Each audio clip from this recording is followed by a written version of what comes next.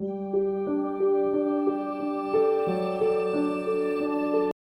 Students, आज हम पढ़ेंगे expression of total energy of electron in permissible orbit of hydrogen atom by applying Bohr's atom model. तो हमारा previous class में हमने पढ़ा था, in our previous class we have learn that expression for radius of permissible orbit of electron in the hydrogen atom। आज आप पढ़ेंगे इस परमिसिबल ऑर्बिट में जो इलेक्ट्रॉन होता है, इलेक्ट्रॉन का टोटल एनर्जी कितना होता है, total energy of electron in the permissible orbit of hydrogen atom. समझ में आया? क्या पढ़ेंगे? Total energy of electron in the permissible orbit of hydrogen atom. उसके बाद पढ़ेंगे एनर्जी लेवल क्या होता है और एनर्जी लेवल डायग्राम और spectral line spectra of hydrogen atom. ठीक, तो टोटल एनर्जी ऑफ इलेक्ट्रॉन समझने के लिए, टोटल एनर्जी कैलकुलेट करने के लिए, total energy of electron calculate करने के लिए कुछ इंपॉर्टेंट फॉर्मूला है जिसको याद रखना है। ये देखो, ये हो गया आपका हाइड्रोजन एटॉम। हाइड्रोजन एटॉम है ये हो गया आपका nucleus. This is the nucleus and this red portion is the electron. Electron is revolving in the circular path means around the nucleus.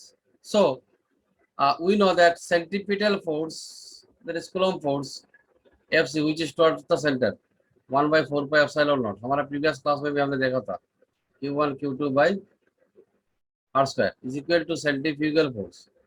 centrifugal force मतलब FCF मतलब m square by r, nth orbit है तो m v square by rn हो गया, और ये भी हो जाएगा rn। So it is in stable condition. Stable condition में Fc इक्वल टू FCF होता है, centripetal force equal to centrifugal force होता है, coulomb force equal to mv square by r होता है। ठीक है, तो यही था फॉर्मूला mv स्क्वायर मतलब Fc, ये था FCF और ये था Fc। तो ये हमारा प्रीवियस क्लास में हमें मिला था mv square square by rn equal to 1 by 4 pi epsilon q1 q2 by r square. ये rn और ये rn कैंसिल होके रह जाएगा यहाँ पे सिर्फ rn, और Q1 इक्वल टू हो गया आपका E, चार्ज ऑफ इलेक्ट्रॉन, और Q2 इक्वल टू हो गया आपका charge of nucleus Z into e. तो दोनों को मिटा के Z स्क्वायर हो गया। m v square equal to 1 by 4 pi epsilon naught Z square by Rn। ये हो गया आपका इक्वेशन नंबर 1। इसको याद रखना है, ये इंपॉर्टेंट है एनर्जी को निकालने के लिए। ठीक है, now kinetic energy of electron. Kinetic energy किसका? काइनेटिक एनर्जी ऑफ इलेक्ट्रॉन का फॉर्मूला है half m v square. m क्या है? m है मास ऑफ इलेक्ट्रॉन। ये vn क्या है? vn है वेलोसिटी ऑफ इलेक्ट्रॉन। ये हमारा प्रीवियस क्लास में हमने कहा था velocity of electron is vn। Velocity of electron नहीं, velocity of electron in the nth orbit. ये जो ऑर्बिट है ये nth ऑर्बिट हो गया। Velocity of electron in the nth orbit is vn। अगर vn है तो इसका काइनेटिक एनर्जी हो गया half m vn square. Half m vn square is the kinetic energy of the electron in the nth orbit of hydrogen atom. तो ये m vn square जो है ना, m vn स्क्वायर का वैल्यू यहाँ पे देखो, from equation 1, from equation 1 easy equation 1 हम लिख सकते हैं। ये हाफ तो हाफ यहाँ पे आ गया, और m vn स्क्वायर का वैल्यू देखो यहाँ से 1 by 4 pi epsilon naught Z square by r हमको प्रूफ कर दिया। ठीक है, this is the equation of kinetic energy. Let this equation is 2 is the equation kinetic energy of electron. Formula for kinetic energy of electron is half into 1 by 4 pi epsilon naught Z square by Rn. Z square by Rn. Next is potential energy. Potential energy किसका? Potential energy of electron. ये electron है और ये nucleus है, ये दोनों के बीच potential energy है। तो चैप्टर 2 से याद करो पोटेंशियल का फॉर्मूला क्या था। Electric potential 1 by 4 pi epsilon naught Q1 Q2 by R था ना ये इलेक्ट्रिक पोटेंशियल। तो इलेक्ट्रिक पोटेंशियल एनर्जी भी ऐसे ही होता है। ये हो गया आपका इलेक्ट्रॉन और ये हो गया न्यूक्लियस, दोनों के बीच जो पोटेंशियल एनर्जी है, ये पोटेंशियल एनर्जी भी हो गया -1 by 4 pi epsilon naught Z square by Rn। ये माइनस क्यों आया? क्योंकि this electron is bound to the nucleus. ये इलेक्ट्रॉन बाउंड है इसलिए माइनस आया। और Z स्क्वायर कैसे आया? Q1 equal to E, Q2 equal to ZE, तो Z स्क्वायर हो गया। और ये R, ये Rn हो गया, R becomes Rn as because the orbit is nth orbit, ये हो गया। इलेक्ट्रिक पोटेंशियल एनर्जी का फॉर्मूला। तो बी और U, the symbol of electric potential is the P equal to this formula. So this is P equal to minus 1 by 4 pi epsilon Q1 Q2 by Rn. This is the formula for potential energy of electron in the nth orbit. So Q1 Q2 को Z square हो गया. This is the formula for kinetic energy और this is the formula for potential energy. तो ये हो गया equation 2, equation हो गया 3. ठीक है.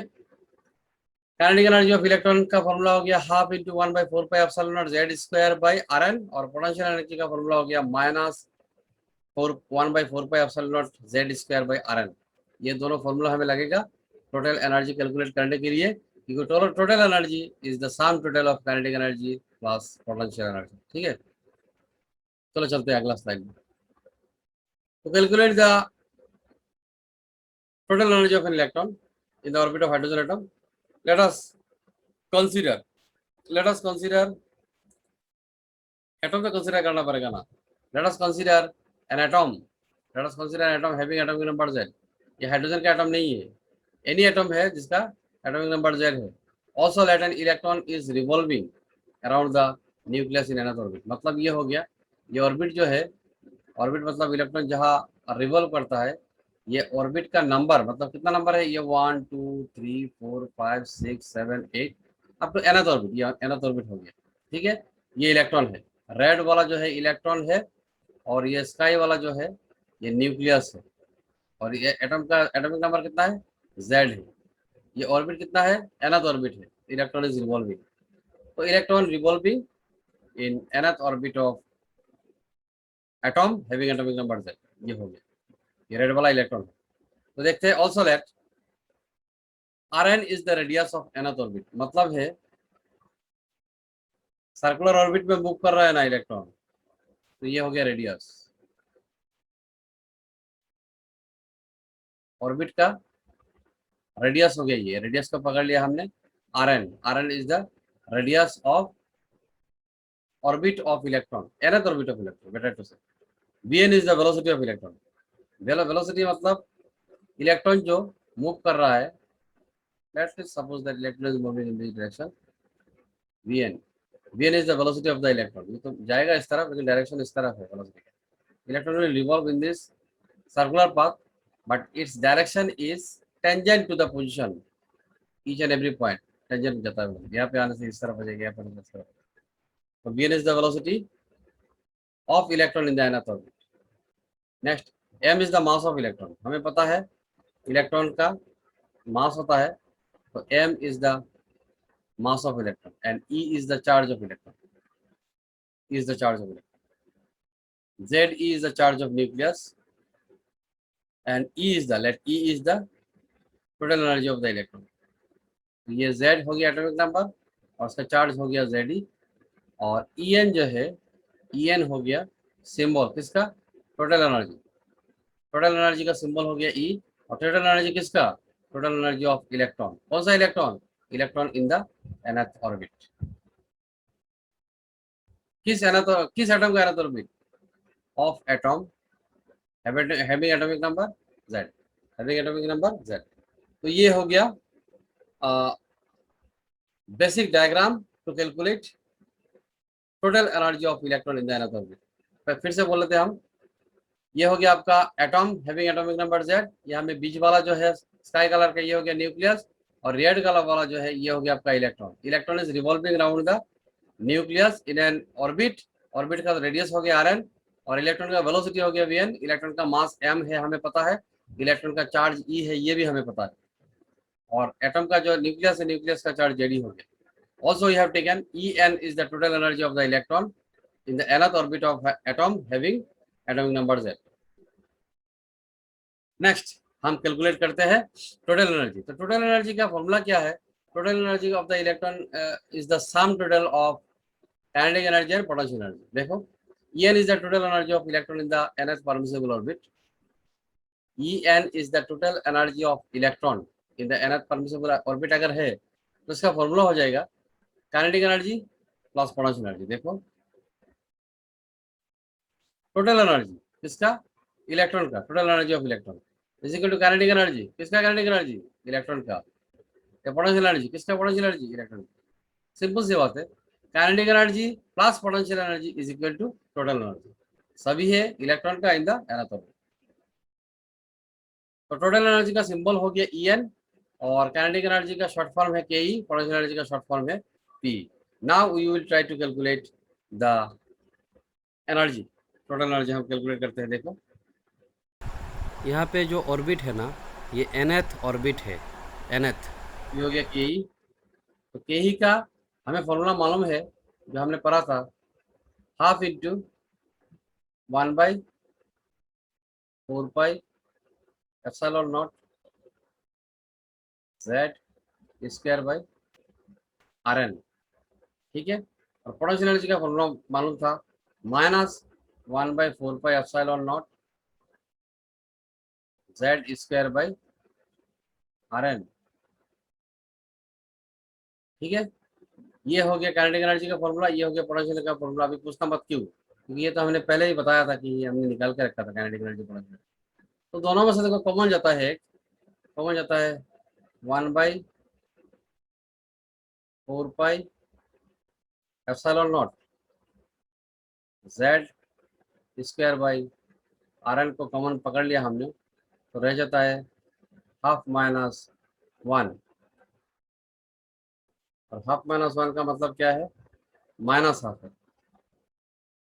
1/4 epsilon not Z square by Rn, और यहाँ पे आ जाएगा minus half.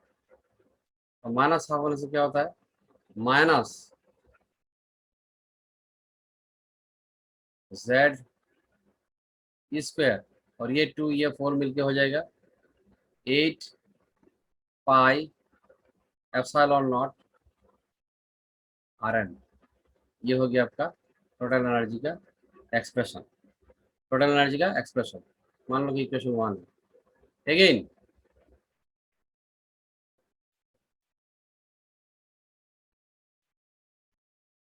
Again we know Rn equal to, हमें पता है Rn इक्वल टू क्या है।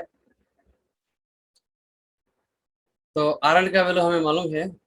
Rn का फॉर्मूला था n square a square epsilon not by pi m z square.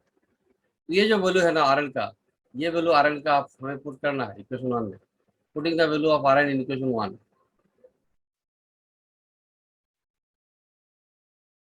Putting in equation 1 we gate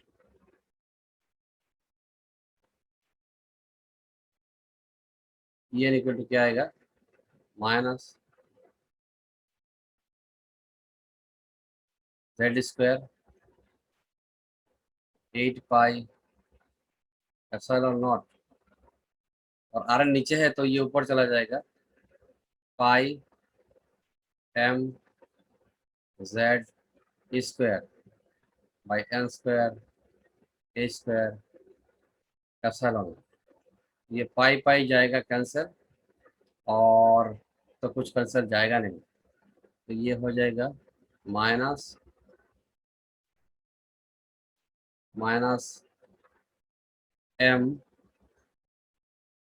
Z square to the power 4। ये एक Z है, ये एक Z है, Z square e to the square square e to the power 4 हो गया। नीचे में आएगा 8 एप्सिलॉन नॉट हो गया एप्सिलॉन नॉट स्क्वायर, और n square a square is the formula for expression for total energy of electron in nth orbit of an atom having atomic number Z. This was the this is the formula for total energy of an electron in the nth orbit of atom having atomic number Z। ठीक है, तो अब हम उसको simplify करते हैं। देखो हमें क्या मिला, dot E n equal to minus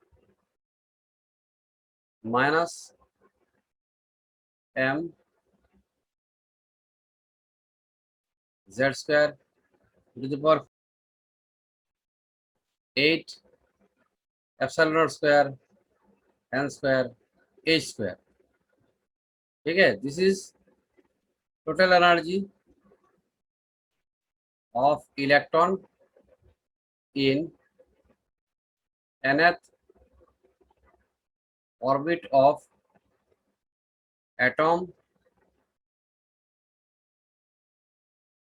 having atomic number z. Now for hydrogen atom,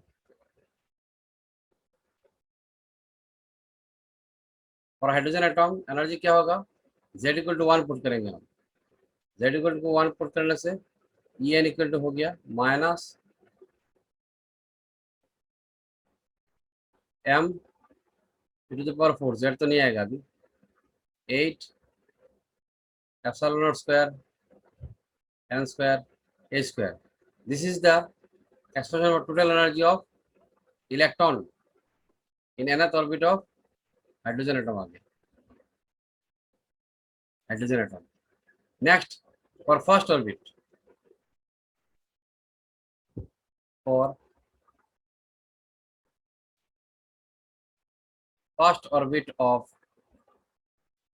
hydrogen atom, n equal to क्या हो जाएगा, n इक्वल टू 1 हो जाएगा. n इक्वल टू 1 होने से ई एन के जगह में हो जाएगा E1 minus m to the power 4 8 epsilon naught square, n square नहीं होगा अभी, n तो 1 हो गया, ये हो गया h square. This is the formula for energy of total energy of electron in the first orbit, total energy of electron in the first orbit. Now we know, हमें मालूम है m जो है, m है मास ऑफ इलेक्ट्रॉन, और mass of electron का value है 9.1 into 10 power minus 31 kg. E is the charge of electron, charge of electron का वैल्यू है 1.6 into 10 power minus 19 coulomb, और एप्सिलॉन नॉट का वैल्यू है, एप्सिलॉन नॉट का वैल्यू है 8.85 into 10 पावर. ये जो एप्सिलॉन नॉट है, एप्सिलॉन नॉट का वैल्यू भी हमें मालूम है 8.85 into 10 power minus 12 Coulomb square पर न्यूटन इंटू मीटर स्क्वायर. उसके बाद आ गया H. H is nothing but Planck's constant, 6.62 into 10 power minus 34 joules second. तो ये वैल्यू, ये सारे वैल्यू पुट करने के बाद हमें मिला U1 equal to minus 13.6 electron volt, minus 13.6 electron volt. Electron volt is the unit of energy, ठीक है. This is the expression for energy of total energy of electron in the first orbit of hydrogen atom. Expression for total energy of electron in the first orbit of hydrogen atom. Now for nth orbit, simplify कर लेते हैं थोड़ा. nth orbit के लिए क्या होगा, En equal to minus 13.6 by n square into EB. अभी पूछना मत कि n स्क्वायर कहाँ से आ गया, n स्क्वायर आया यहाँ से आया. n इक्वल टू देखो n स्क्वायर है, n is related to n square. ये बाकी सब का वैल्यू हो गया 13.6 और n स्क्वायर आ गया ये. This is the general formula for total energy of electron in the nth orbit of hydrogen atom. Total expression for total energy of electron in the nth orbit of hydrogen atom, nth orbit of hydrogen atom. इस formula से हम first orbit का total energy, second orbit का total energy, third orbit का total energy, मतलब electron in the first orbit का total energy, total energy of electron in the second orbit, total energy of electron in the third orbit हम निकाल सकते हैं by putting the value of n equal to 1 2 3 4 etcetera. तो हम करते हैं. देखो now what we got from our earlier slide is that we got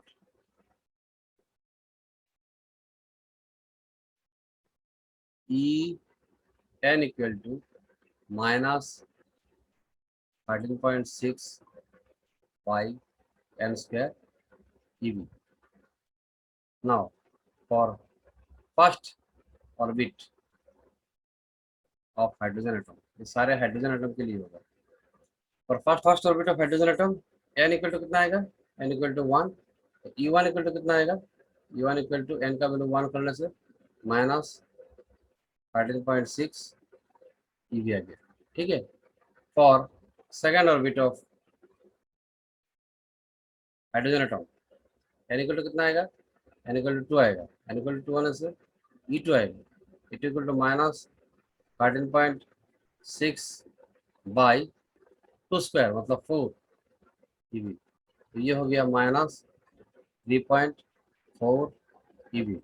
next for third orbit of hydrogen atom, n equal to कितना आएगा? 3 और E3 equal to कितना आएगा? E3 इक्वल टू का minus 13.6 by 9 EV equal to minus 1.51 EV and so on and so on. So Bohr was able to calculate, Bohr was successfully able to calculate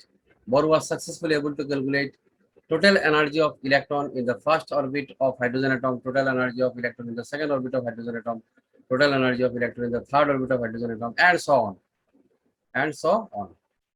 E1 is minus 13.6 n equal to 1 हो गया first orbit के लिए, n equal to 2 हो गया second orbit के लिए 3.4 eV and third orbit के लिए n equal to 3 हो गया, E3 equal to minus 1.51 eV और फोर्थ ऑर्बिट के लिए n 4 हो गया, E4 equal to minus 8.5 eV and so on. तो ऐसा एनर्जी लेवल है E1, E2, E3, E4 etcetera. मतलब अगर हम इसको न्यूक्लियस पकड़ लेते हैं तो this is E1, this is E2, this is E3, this is E4 and etcetera so on for hydrogen atom. तो आपके मन में सवाल आ रहा होगा कि हाइड्रोजन एटम का तो इलेक्ट्रॉन एक होता है, तो ऑर्बिट भी एक होना चाहिए. ये बात गलत है. हाइड्रोजन का इलेक्ट्रॉन एक होता है और ये फर्स्ट ऑर्बिट में रहता है. इसका मतलब ये नहीं कि ऑर्बिट नहीं, ऑर्बिट तो बहुत सारा है लेकिन ये ऑर्बिट खाली है. This electron can move in the orbit. तो ऑर्बिट बहुत सारा है, ऑर्बिट खाली है. तो these are the formulas for values for first orbit, second orbit, third orbit and fourth orbit and so on etc. These are the values of total energy of electron in the permissible orbit of electron in the orbit of hydrogen atom. ठीक है. This is the diagram. Look at this diagram. ये diagram से clear मालूम चलता है. देखो ये first orbit है, first orbit, second orbit, third orbit, fourth orbit, fifth orbit, 6, 7, 8 and goes to infinity. So this is E1. Energy of the first orbit is E1 equal to minus 13.6 EV. देखो ये हो गया E2, E2 equal to minus 3.4 EV और ये हो गया E3 minus 1.5 E4 and etc. total. So these are known as some series, Lyman series, Bauma series, Coxon series, Beckett series and Pfund series. ये क्या है हम बाद में आएंगे. These are the energy levels of hydrogen atom. Energy level ऐसे होते हैं जो हमने कैलकुलेट किया, ये एनर्जी लेवल ऐसे होते हैं. तो इसके बाद आते हैं आयनाइजेशन एनर्जी क्या होता है. तो आयनाइजेशन एनर्जी जानने से पहले जानना पड़ता है कि आयनाइजेशन क्या है. आयनाइजेशन क्या है, ये देखो हो गया आपका न्यूक्लियस और ये हो गया ऑर्बिट और ये हो गया इलेक्ट्रॉन. तो ये इलेक्ट्रॉन जो है ना, ये एटॉम में this electron is bound to nucleus. ये न्यूक्लियस के बातें सुन के ये बाउंड है, न्यूक्लियस के साथ बाउंड है क्योंकि it is bound to move within this orbit. ये ऑर्बिट में ये मूव करेगा. This electron is bound to move in this orbit. लेकिन कभी कभी ऐसा होता है कि इलेक्ट्रॉन को बाहर से एनर्जी मिल जाता है. Energy from outside when supplied to this electron, sometimes the electron may come outside the atom, it becomes free. Electron free होकर जब बाहर आ जाता है तो उस एटम को हम कहते हैं आयोनाइज्ड. एटम इज आयोनाइज्ड और this process is known as ionization. Process known as ionization. जैसे कि ये हाइड्रोजन एटम है, हाइड्रोजन एटम है और हाइड्रोजन एटम में ये इलेक्ट्रॉन है फर्स्ट ऑर्बिट। तो अगर आप इसमें इस इलेक्ट्रॉन को एनर्जी दे रहे हैं, यू आर सप्लाइंग एनर्जी, और ये इलेक्ट्रॉन अगर बाहर आ जाए, फ्री हो जाए इस एटम से बाहर, तब ये एटम हो जाता है आयोनाइज्ड, और द प्रोसेस को कहते हैं आयोनाइजेशन, और ये एटम हो जाता है आयोनाइज्ड। और जो एनर्जी लगता है ना, energy needed, energy needed to knock an electron outside from the atom is known as ionization energy, is known as ionization energy। तो ये जो इलेक्ट्रॉन है ना फर्स्ट ऑर्बिट में, जो इलेक्ट्रॉन है इस फर्स्ट ऑर्बिट को हम कहते हैं ground state. The energy level which is close to the nucleus is known as ground state, इसको फर्स्ट ऑर्बिट भी कहते हैं। तो फर्स्ट ऑर्बिट में जो इलेक्ट्रॉन रहता है, इस इलेक्ट्रॉन का एनर्जी हो गया आपका 13.6 eV। हाँ भाई हाँ, -13.6 eV, -13.6 eV। तो ये एनर्जी इस इलेक्ट्रॉन का है। अगर आप इस इलेक्ट्रॉन को नॉक करना चाहते हैं, बाहर निकालना चाहते हैं, you have to supply minimum energy of 13.6। अगर आप 13.6 देंगे तभी ये इलेक्ट्रॉन बाहर आ जाएगा। 13.6 or more, you need to supply energy amount 13.6 or more to knock an electron from the atom. मतलब मिनिमम एनर्जी आपको 13.6 ही देना है। That minimum energy is known as ionisation energy of hydrogen atom।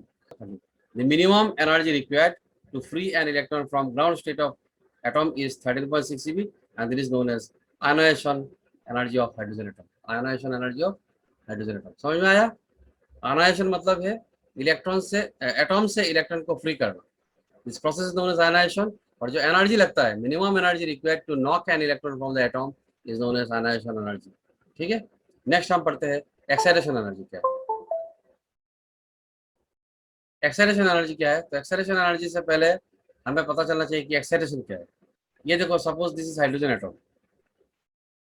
Hydrogen atom हम क्यों ले रहे हैं? क्योंकि उसमें एक इलेक्ट्रॉन होता है। कोई भी एटम ले सकते हैं आप, तो इलेक्ट्रॉन ज्यादा होगा। तो ये हो गया आपका electron in the first orbit और ग्राउंड स्टेट, ये हो गया न्यूक्लियस।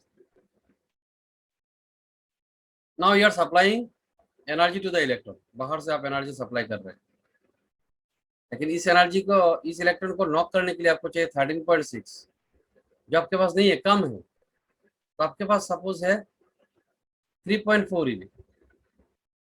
तो 3.4 eV देने से इलेक्ट्रॉन बाहर तो नहीं आ पाता, ये सीधा यहाँ से यहाँ आ जाता है, यहाँ से फर्स्ट ऑर्बिट से सेकंड ऑर्बिट में आ जाता है, फर्स्ट ऑर्बिट से सेकंड ऑर्बिट आ जाता है, और यहाँ में इलेक्ट्रॉन नहीं रहता है। इलेक्ट्रॉन यहाँ पे नहीं रहता, इलेक्ट्रॉन यहाँ पे आ जाता है, यहाँ पे नहीं है electron.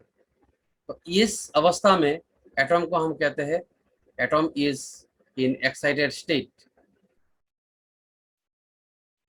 Atom is in excited state, atom is in excited state, atom is in excited state. और जो एनर्जी लगा है ना, energy required to excite an atom is known as excitation energy. Energy required to excite an atom is known as excitation energy. मैं फिर से कहता हूँ, energy required to excite an electron from ground state to first state is known as first excitation energy. और ground state से second orbit में आ जाएगा तो उसको कहते हैं सेकंड एक्साइटेशन एनर्जी, और इससे थर्ड ऑर्बिट में आ जाएगा तो उसको कहते हैं third excitation energy. Like that, it's continuous like this. So this is excitation energy, and all about energy levels, energy formula of hydrogen atom। मतलब total energy of electron in the permissible orbit of hydrogen atom हमने निकाला है। और first orbit में energy कितना होता है, second orbit में एनर्जी कितना होता है, थर्ड ऑर्बिट में एनर्जी कितना होता है, ये भी हमने निकाला है। और we have come to know what is ionization, what is ionization energy, what is excitation, what is excitation energy. ठीक है, तो आज के लिए इतना है बच्चों। तब तक stay safe and stay blessed.